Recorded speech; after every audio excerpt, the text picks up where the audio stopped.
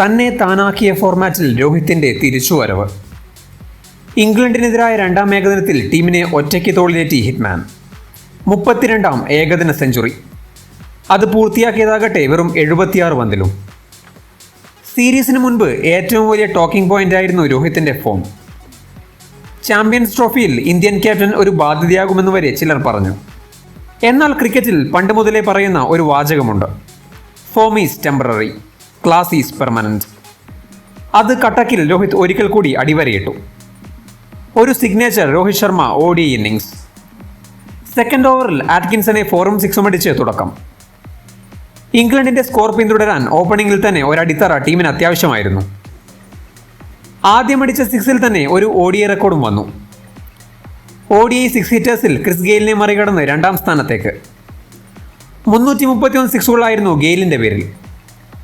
മുന്നിൽ ഇനി 351 സിക്സുകളുമായി ഷഹീദ് അഫ്രിഡി മാത്രം.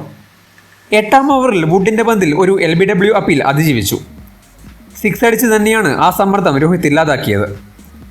ടീം സ്കോർ 50 കടന്നു. 30 പന്തിൽ രോഹിത്തിന്റെ 50. ഗില്ലും കോഹ്ലിയും തുടരെ പുറത്തായപ്പോൾ ഒരു തിരിച്ചുവരവ് ഇംഗ്ലണ്ട് മുന്നിൽ കണ്ടിരുന്നു.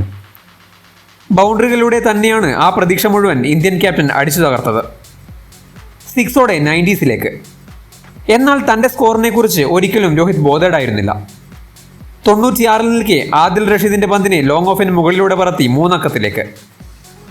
ODI ക്രിക്കറ്റിൽ 32ാം തവണ.